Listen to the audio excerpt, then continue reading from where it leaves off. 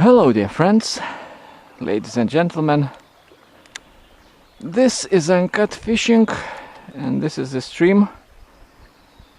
Not I suppose, but I know I have showed it to you. I'm not sure where exactly I am with regards to that other video. I will link to that video in the upper right corner right now. But arrived not a long time ago. Fish are biting.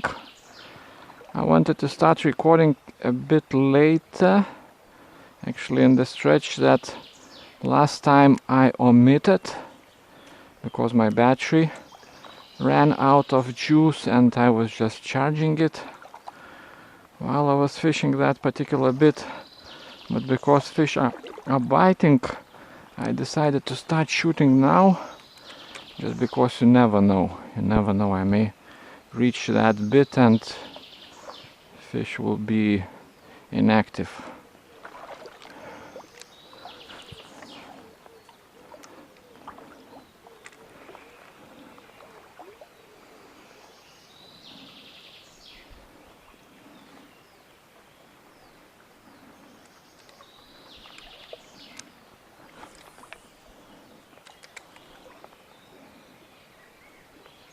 Oh.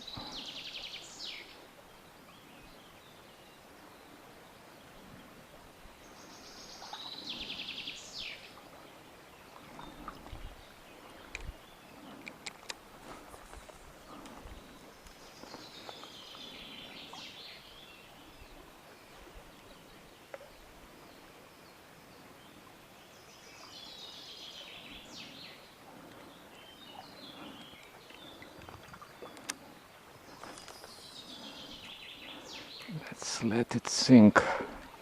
No, maybe not a good idea.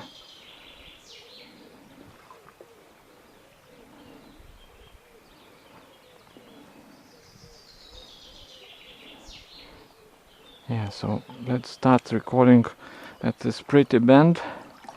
And this pretty bend is not so pretty for the trout, it appears, so at least not the ones that would be active.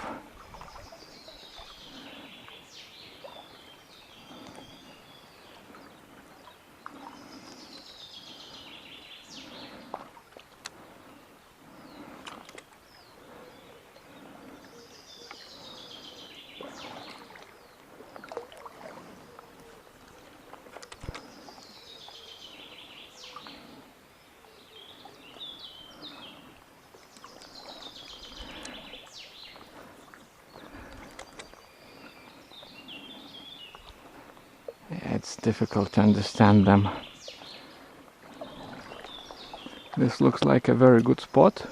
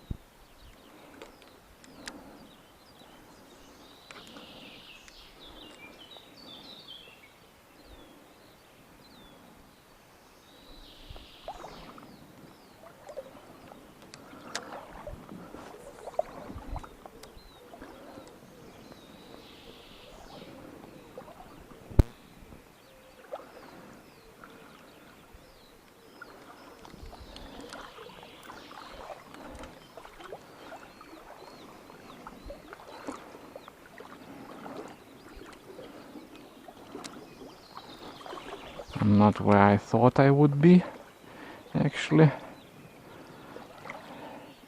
I used a different entry point. I can't recognize these bits.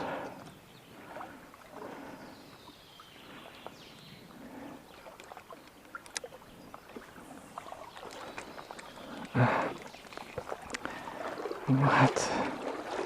Just a couple centimeters too long.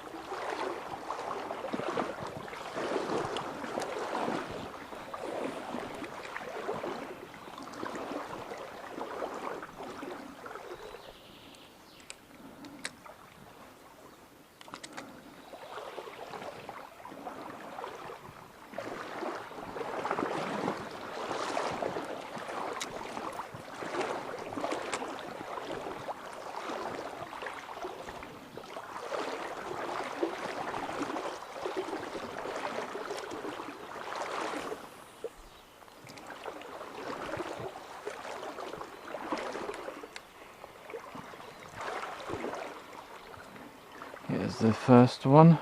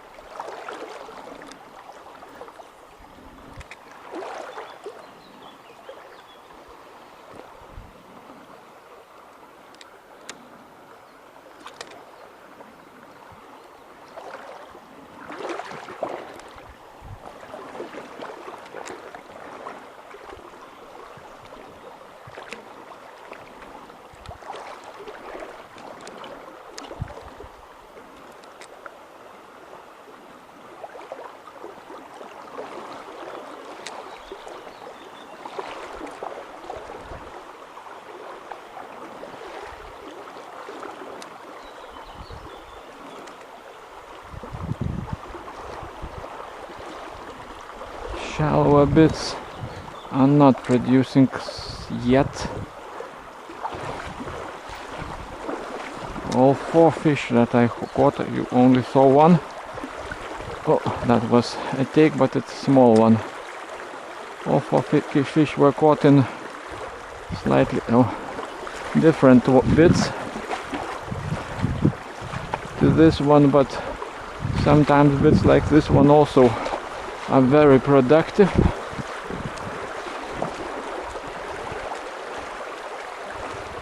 So I cannot leave them be.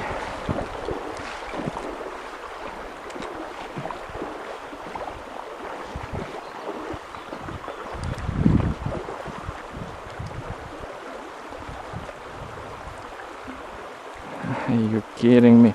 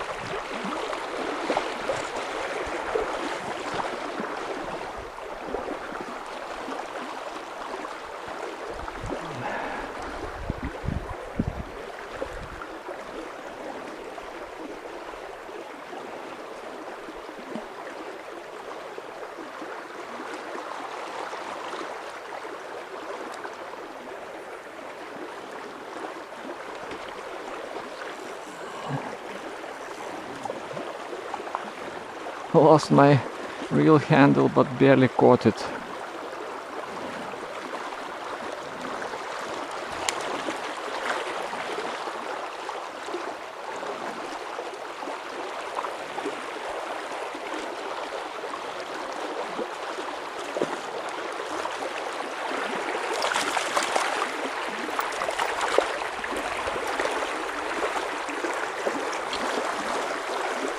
This is it. It's not large but very lively. Today I'm traveling light and no landing net, no basket, no nothing.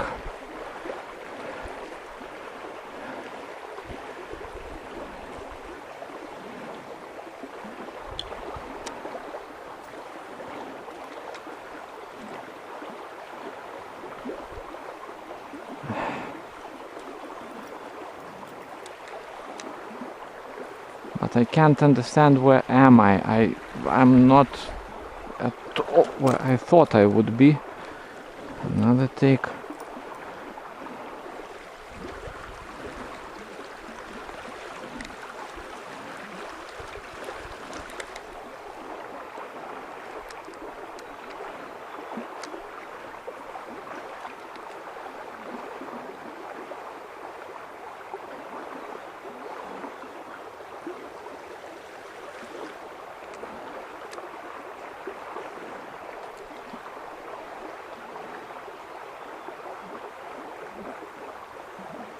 What's that? Maybe it's just a rock. Yeah, probably. Just a rock.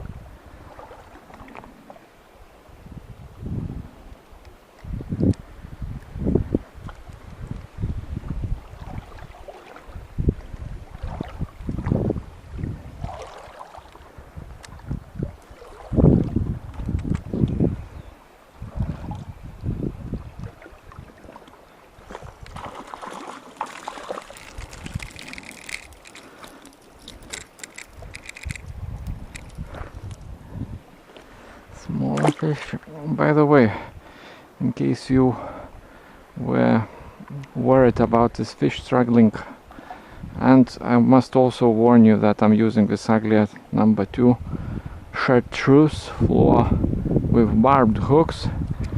In my last video, one of my viewers, and thanks for the comment, asked me, or maybe rather demanded, that I use barbless hooks, but I tried it in the past. I don't like them.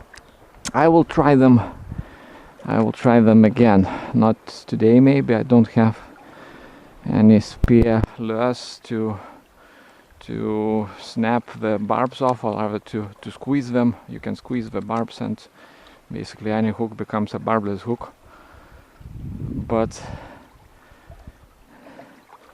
there's a reason why, I don't know, 90% at least of all lures in any store, at least where I'm at, will be with barbed hooks, and some brands we don't even have lures without with barbless hooks, but obviously it is slightly better to use barbless, but that's not the only and not by far the best way to reduce your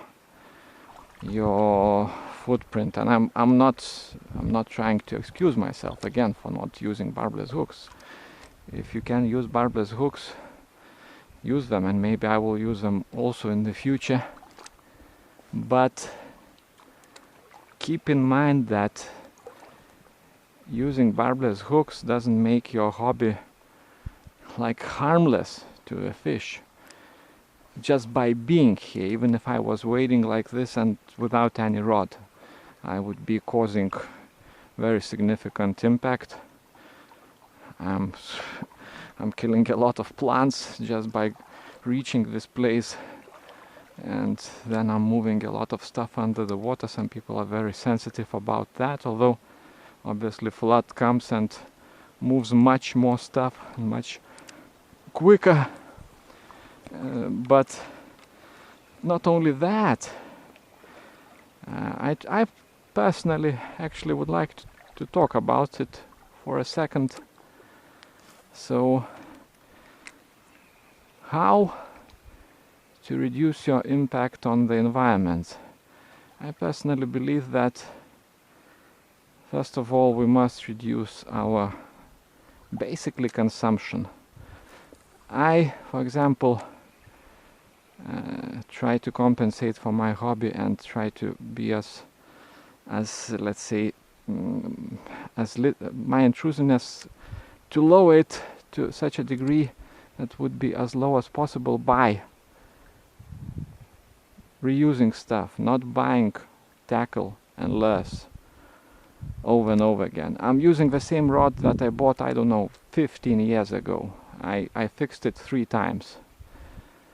I'd rather pay local craftsmen, not because I can buy a new rod, but because buying the new rod, which was made out of components manufactured probably in 3 continents, then transporting, then all the materials which are non-recyclable, etc., etc. It's just not a good idea. Or for example, buying a bunch of lures, it's not a good idea. And another thing that I do, I drive the smallest all-wheel drive car available on the market, at least in Europe. I don't know of a smaller one, and it uses obviously a very small amount of petrol, comparatively speaking, although obviously it would be better to go electric, but there are no electric all-wheel drive cars. Small all-wheel drive cars and large all-wheel drive cars, or large cars in general, are just nonsense. I will never buy them. So that's how I personally look at this. I think these things are, and another thing, not only like rods and lures, but for example clothing. I'm using this shirt. I bought it, I don't know, 14 years ago. I used it to go to work, but then it wasn't like good enough for that.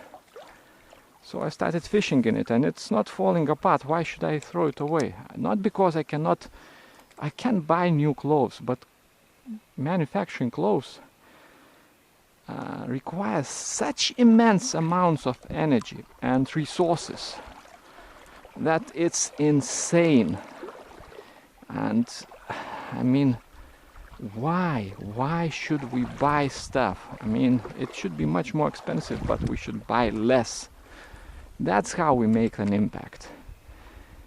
Another thing that I would like to talk a bit about, and by the way, I'm very surprised that this stretch is not producing. This is actually what I was looking for. Another thing is that I see on especially American YouTube channels, large boats people go fishing, they are so environmentally oriented, obviously catch and release only barbless hooks, etc., etc. And they jump into a boat the size of a car and speed in it.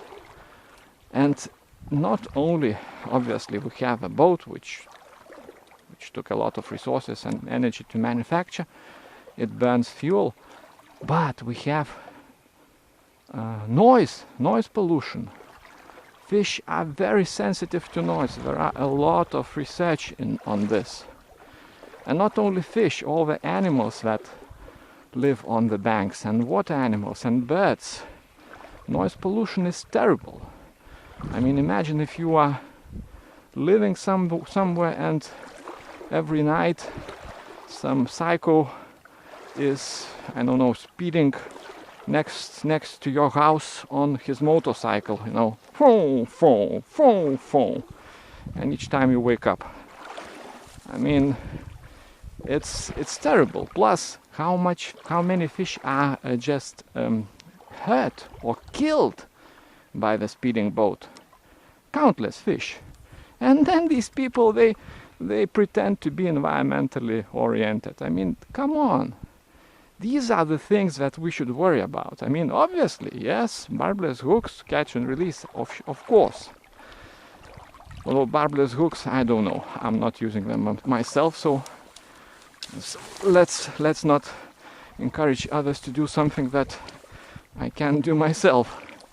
But other things that I mentioned, they are often overlooked. And another thing about lures, for example. Lures are still made, and especially now are made, typically in China or stuff like that, and especially those crank lures, which are not metal ones but plastic ones. They are made using plastics which are otherwise banned, or components, for example bisphenol A or phthalates. They are not good. These things are known to be very toxic, and for example bisphenol A, it disturbs the flow, or rather the hormonal system, and the male fish may be infertile, or they may be, you know, asexual. I mean, they may not want to mate, simply. The salmon may come into the stream and not mate. And what does it mean? The female, you know, leaves the eggs and the male does nothing. So that's what these things do, and people still put them into lures. And people buy those lures, I mean, no problemo, nobody cares, as long as they use barbless hooks. Yeah, that's not serious. That's not serious, and we should pay more attention to this. And by the way, again, this bit was typically very productive, but now nothing. I don't get it. And the bit below it was typically crap.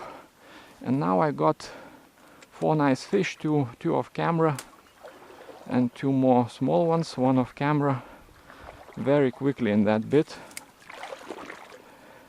Maybe I should have started fishing lower downstream, but I wanted to fish this particular bit. Okay, water clarity is not high, which is good, but it's bad for wading because there are a lot of rocks on the bottom.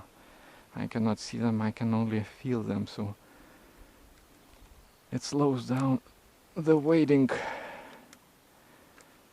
Okay, let's catch something.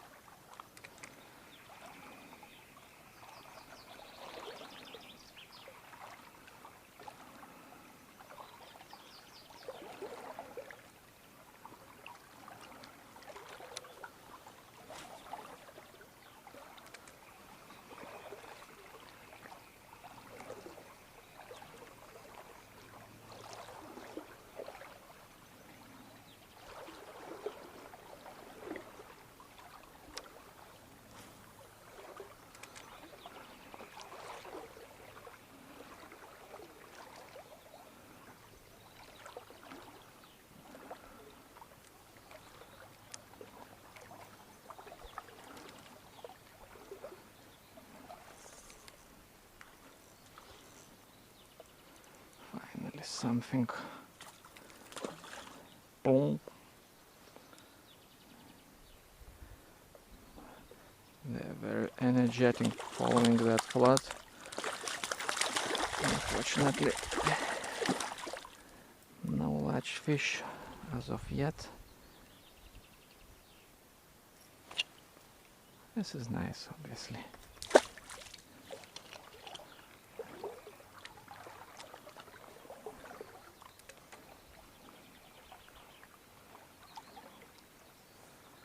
Yeah, but it wasn't ready to come out into the middle of the stream. I was making these casts. I knew that they are too far from the bank, but you know, sometimes it doesn't matter.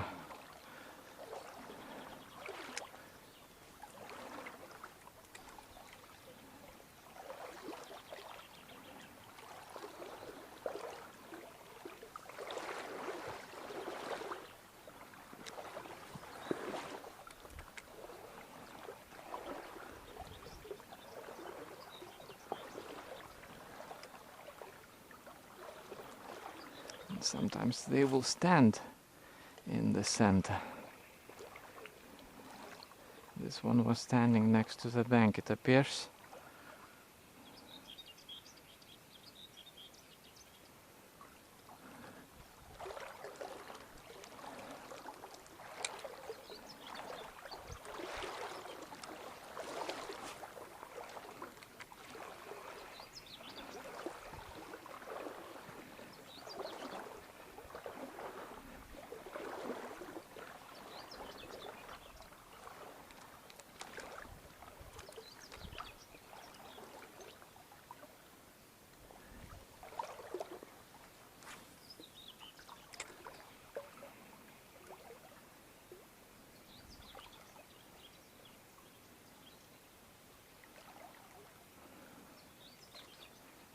And the grasses are still very short, or maybe they were washed away by the flood or something. That may also have some sort of influence on why there are not a lot of trout in this open bit, at least not a lot of trout that are willing to take, because you never know how many trout there are. In fact, where you are fishing,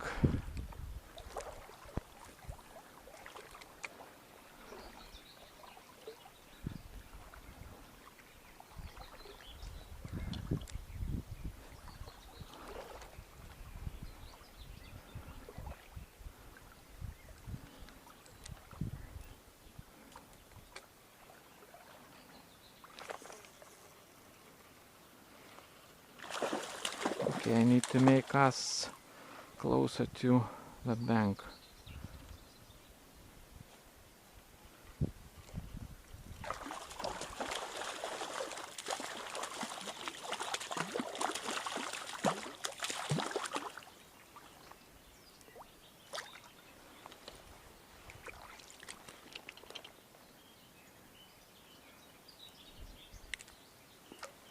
This is slightly better than the other ones. Okay, let's build on this. Maybe something else in the same spot. Obviously I still want to check the open bits out, because the first several fish took in the open.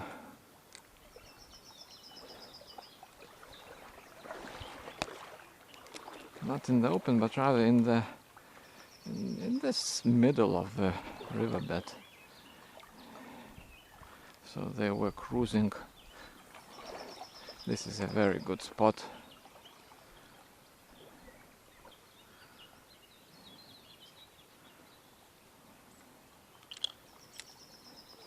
But maybe a bit too open. There is no shadow. They don't want to go in there.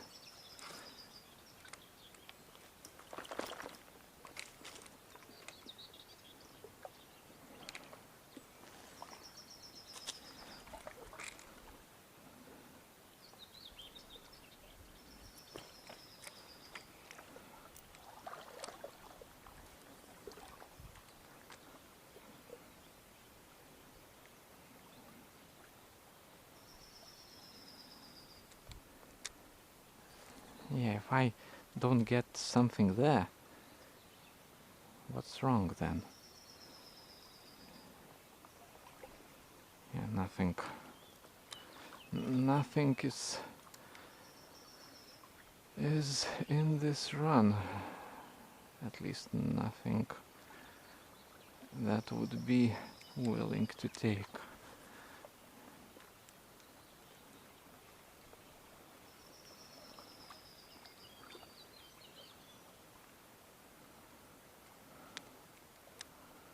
Obviously the water clarity is not very high, but it doesn't matter typically.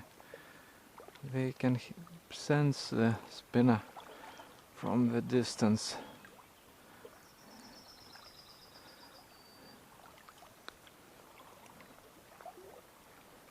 Okay, what about there?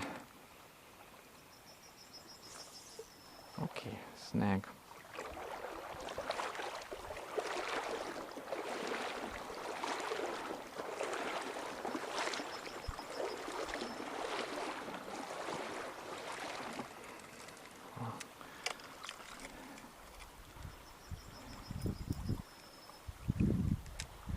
What about here?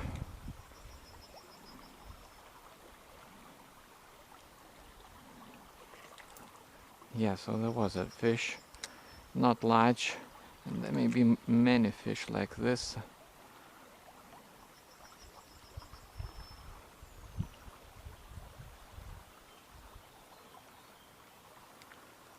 It took when I slowed down the retrieve to lift the spinner out of the water than it attempted to take. And it wasn't a really painful take, I would say, but it's not coming out again.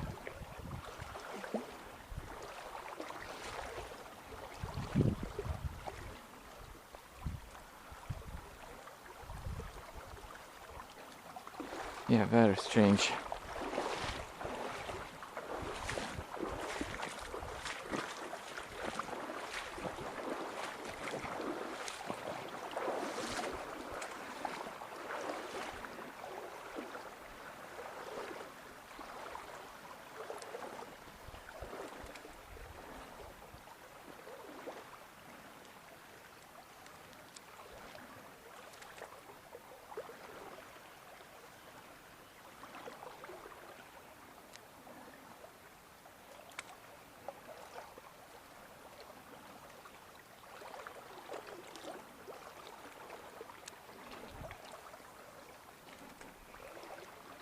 Yeah, so last September, in the video that you can see by clicking the I icon, letter I icon in the upper right corner, these runs were much shallower and they were very productive. I caught, I don't know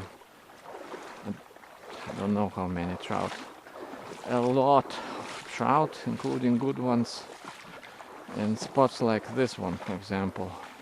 And very shallow ones, but obviously maybe they were already getting ready for the spawning. I don't know.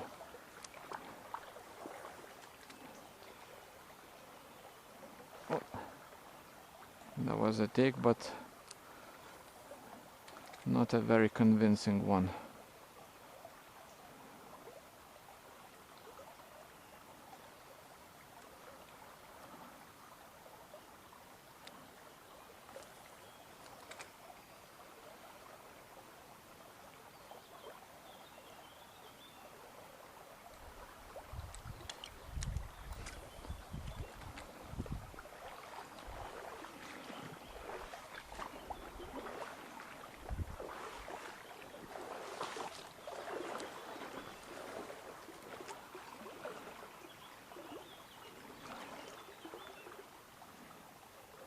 I hope the slowdown is not due to the time of day, because today I lost plenty of time due to stuff that shouldn't have happened. But yeah, no point complaining about it now.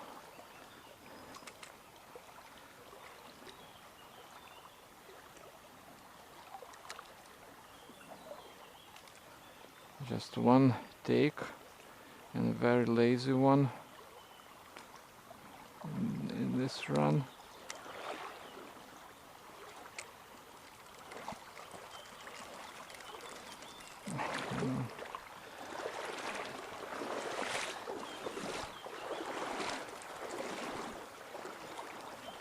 It's all about the angle.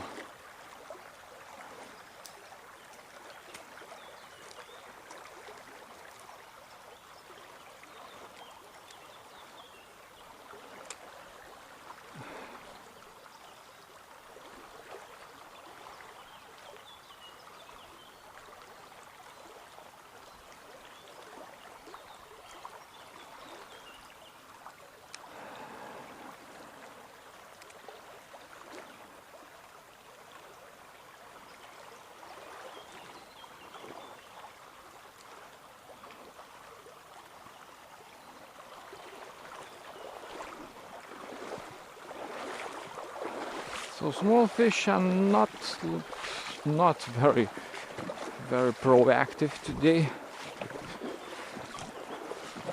and this stretch is maybe not the best for the large fish.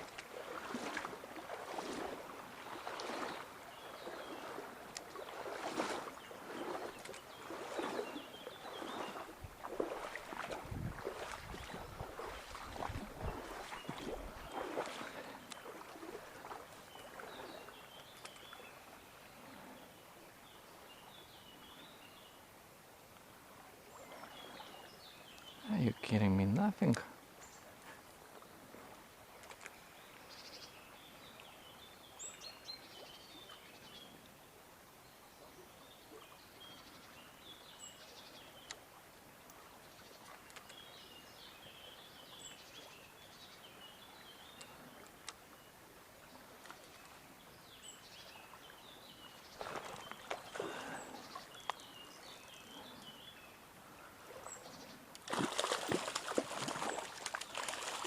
Get the feeling there are many more fish there than what I hook. Obviously that's the case in 98% of all cases.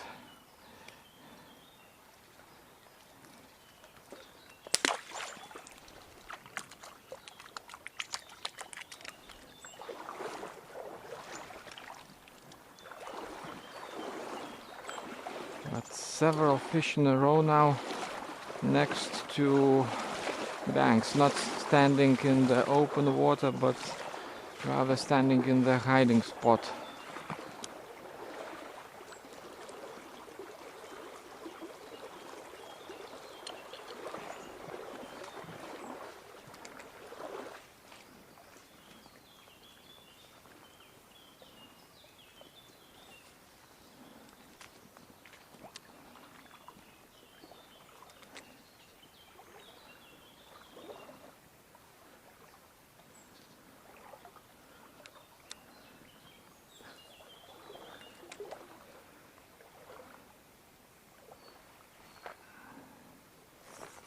Oh, that's better.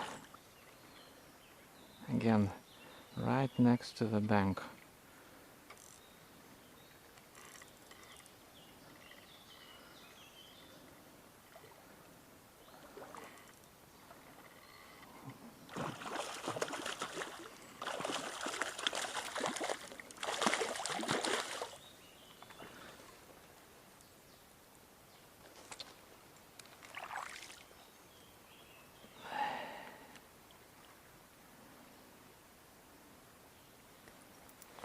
The best one yet.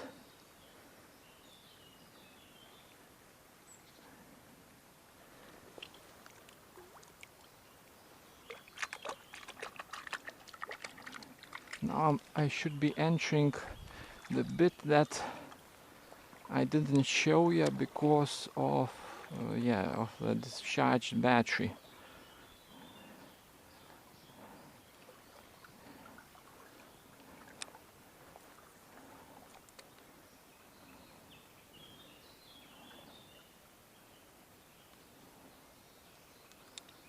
So now I have 0 not zero, but not a lot of trust in the open water.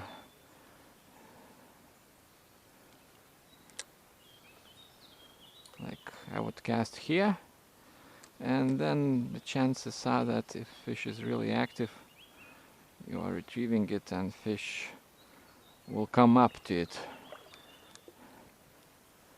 Or here.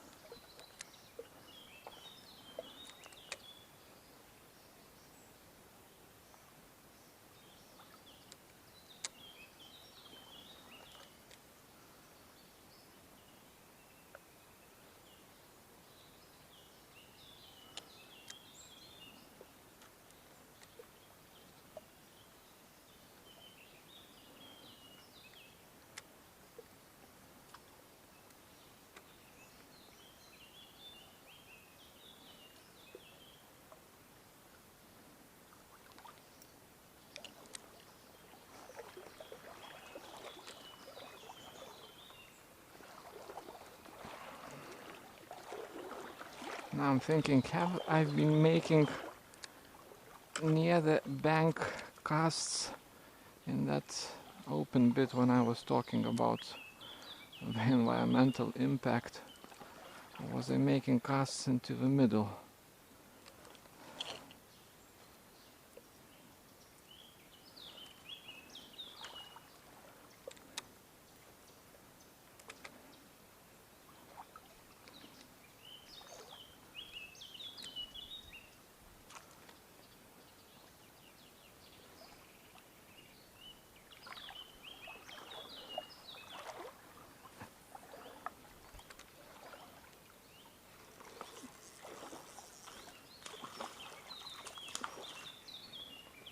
This was very predictable.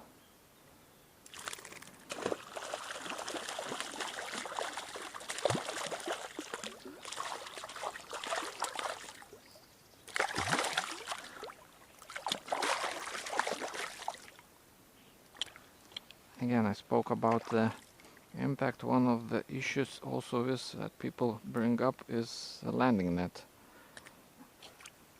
I think that if a fish is lively, especially, landing it in the net will hurt it more. And in this case it struggled next to my feet, but it struggled in the water. It struggled the same way while I was retrieving it. And by the way, some people use ultralight tackle and hence are retrieving the fish for longer, which, believe it or not, is not good for fish. It is just not good for it. The stress creates a lot of lactic acid, I think, in its muscles, and it is toxic for the fish, and it can even kill the fish, according to research. So yeah, there are a lot of things that we as anglers do which are not good to the environment and to the fish. Pretty much all we do is not good. There are some small fish in there. Not trout, probably.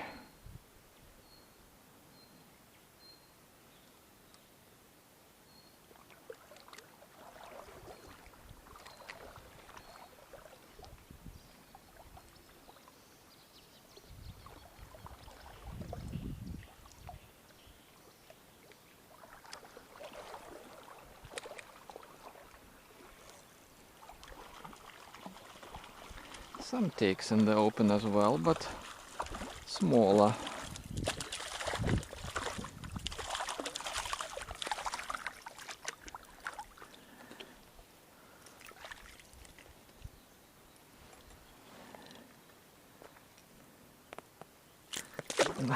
This is not good. I don't want to squeeze them, but there's always the risk.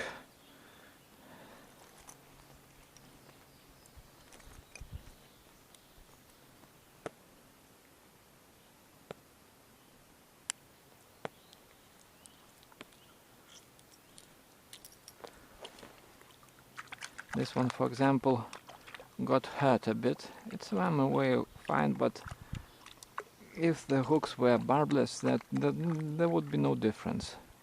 And the process of unhooking, yeah, maybe slightly more problematic, but in terms of harming its inner mouth, I mean, not a lot of difference, I would say.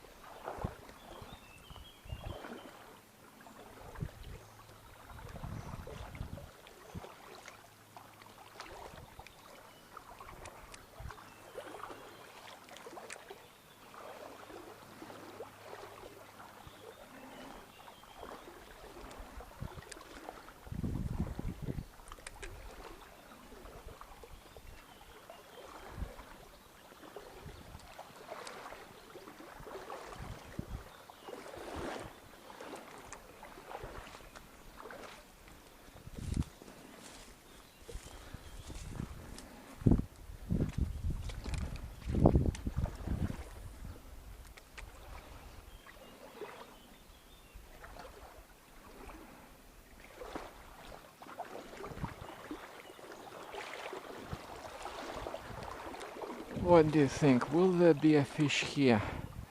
It's a pretty shallow, open run.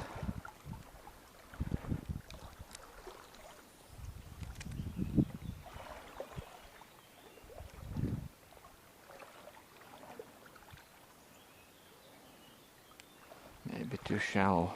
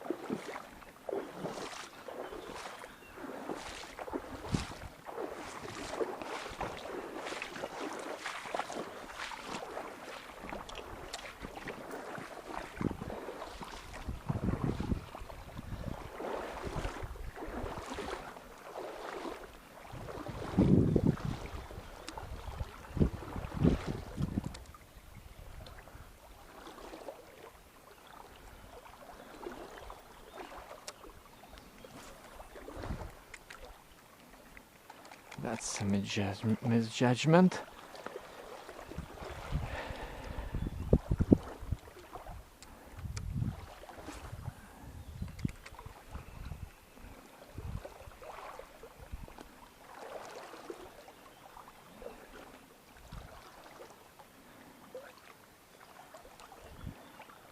Actually, you can see more foam is going down the left. Instinctively you want to cast towards the opposite bank, but accumulation of foam indicates that probably this bank is better, but it's overall not a good bit. It's a shallow, flat bit which is slightly deeper now because the water is slightly higher than usual.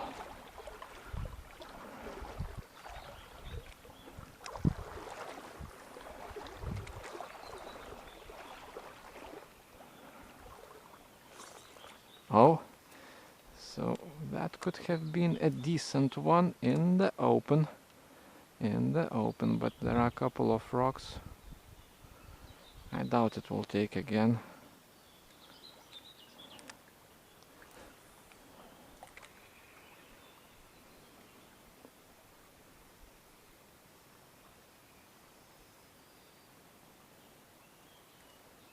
No.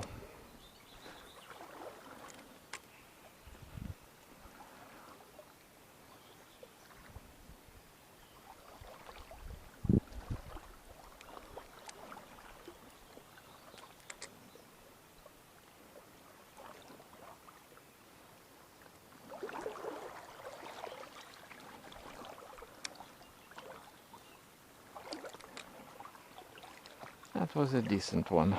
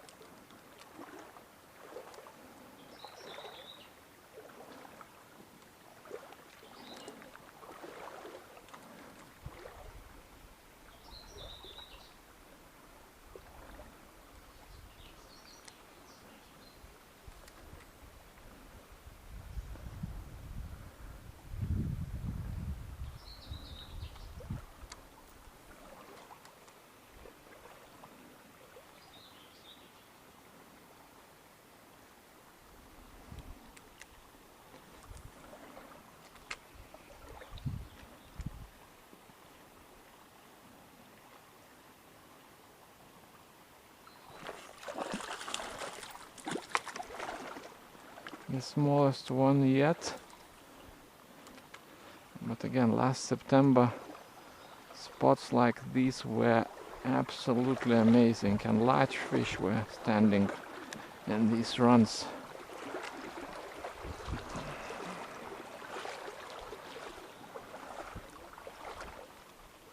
That was a take, it appears.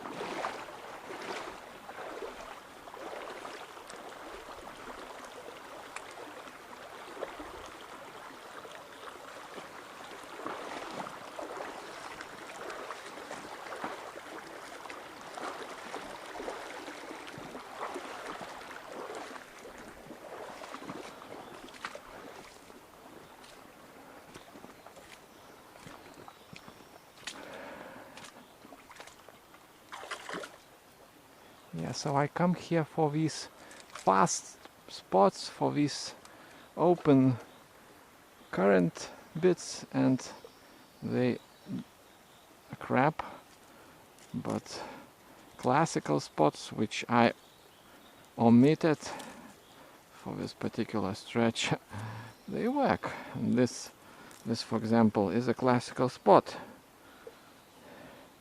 It is not standing in the current, not standing in the thick of things, it's standing under this fallen tree.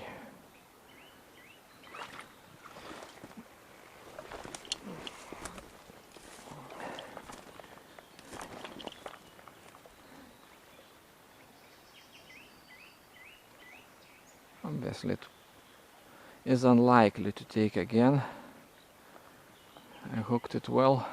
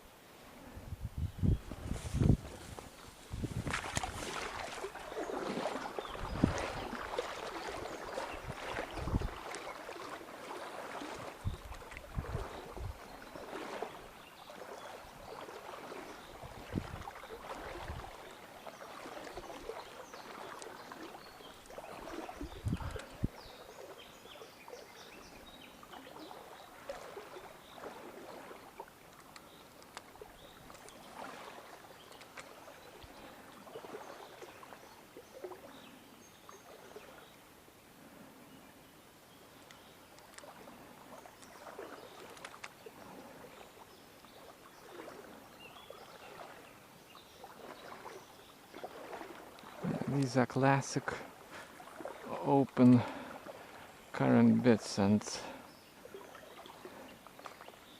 not very productive today.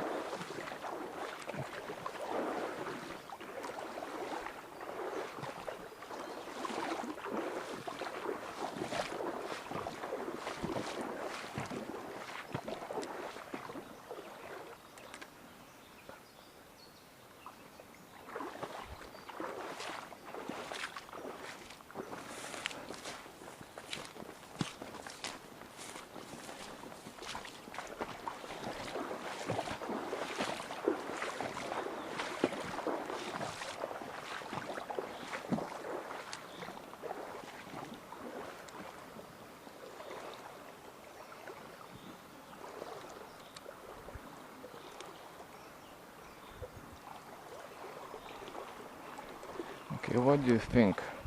Can I catch something in this flat bit running up to that mini dam or whatever that is?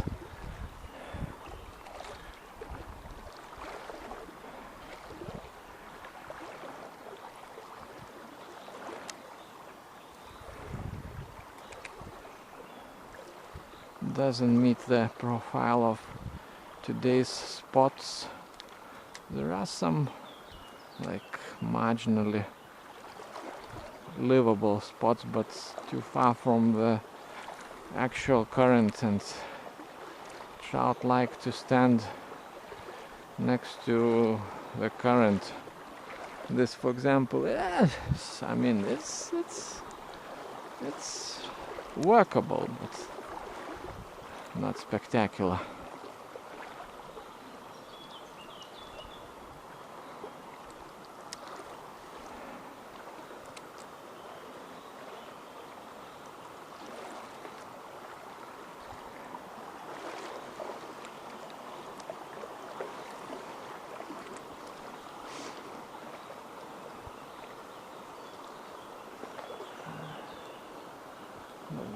That's probably a snag, I guess.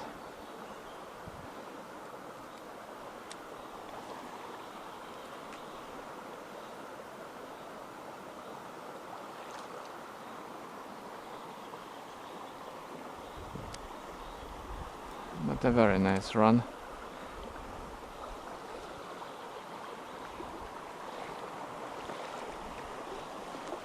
And there, an even better one. There's a rock.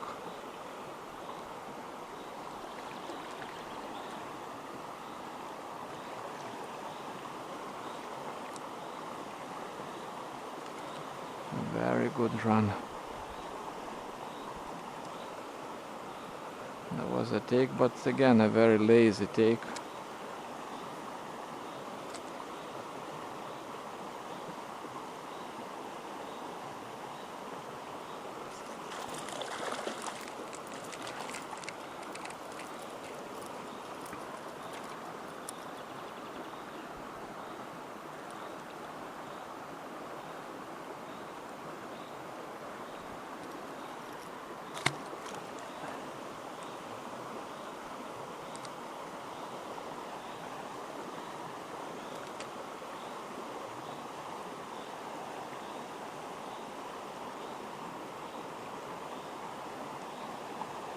This here is probably waist deep or close. No, not waist deep, but it's a nice run. Just want some small fish. There can still be something there.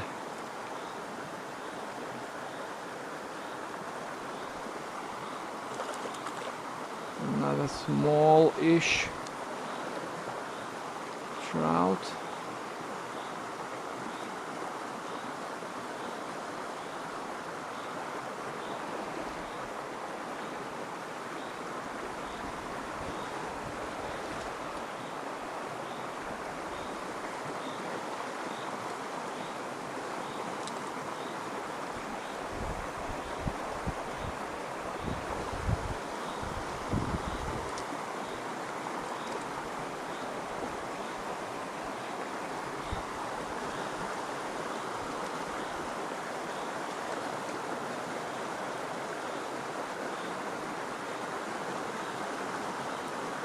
In slow casts we always increase the risk of the hook catching the line.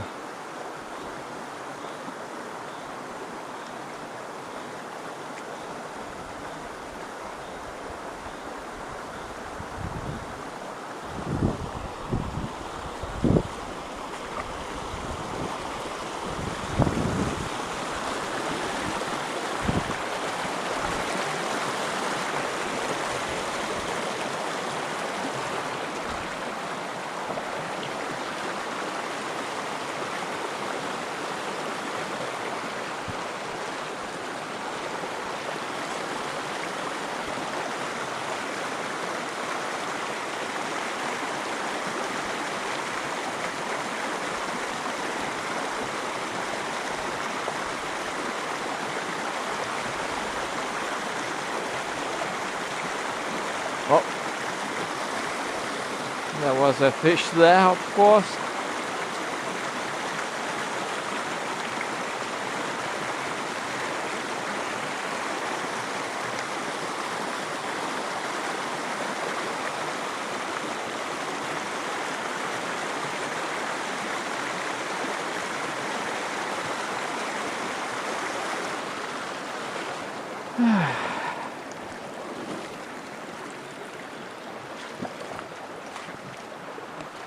Okay, slightly deeper but not very impressive, we'll see.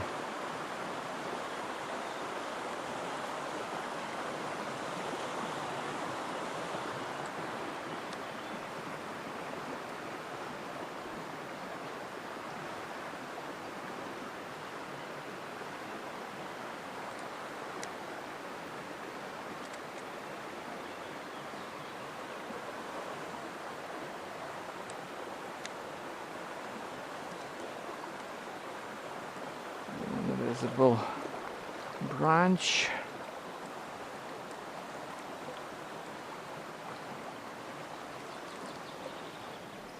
Again, very flat.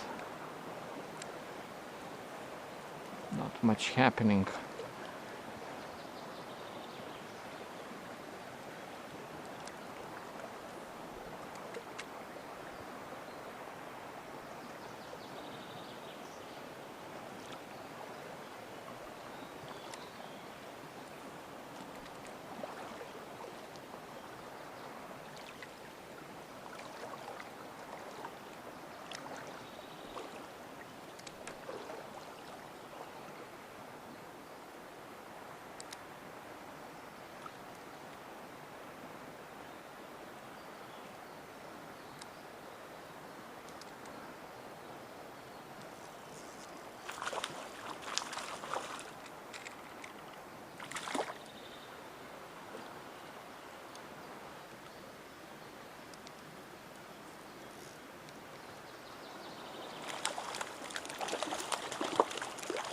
These fish are not like very large by any means, but yeah, energy levels are through the roof.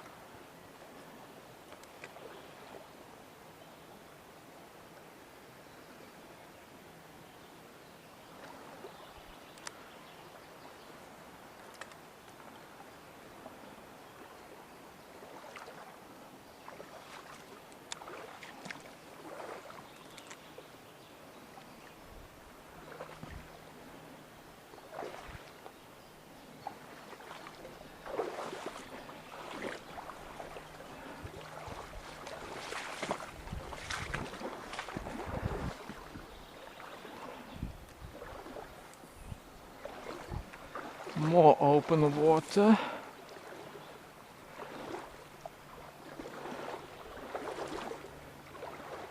Maybe something leaning against this rock.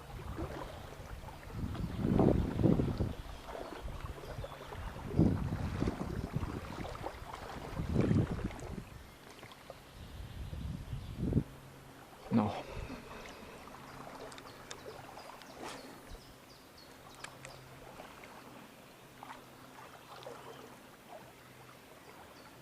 This is again very flat.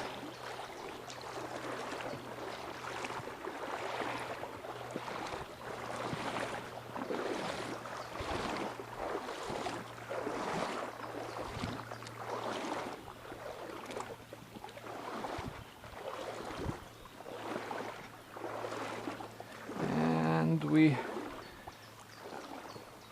are getting some drizzle. So maybe I will have to wrap it up. I think I have been recording for quite a while.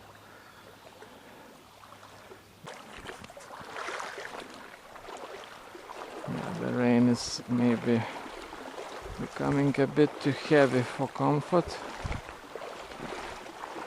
So I will switch out and thank you for watching. We'll see, I will try doing a part 2, maybe some rest, but in any case, thanks for being with me, and I'll see you next time.